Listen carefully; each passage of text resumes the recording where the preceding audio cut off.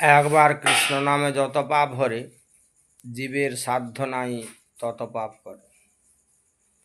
কোটি ধর্ম ধরে যদি করো নাম সংকীর্তন, তবুও না পাইবে ব্রজের ব্রজেন্দ্র নন্দন। এই কথার দুটোর অর্থ,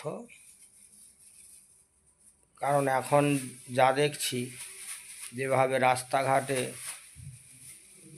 প্রায় সবাই নাম করে ঘুরে বেড়াচ্ছে, চটি পায়ে, প্যান্ট পরে, জামা পরে, তিলক কেটে, নাম ঝোলা নিয়ে নাম করতে করতে চলে যাচ্ছে বাজারে। বাজারে গিয়ে বলছে এ সবজির দাম কত, ও সবজির দাম কত, সেদিকে আবার নাম করছে, কৃষ্ণ কৃষ্ণ করছে।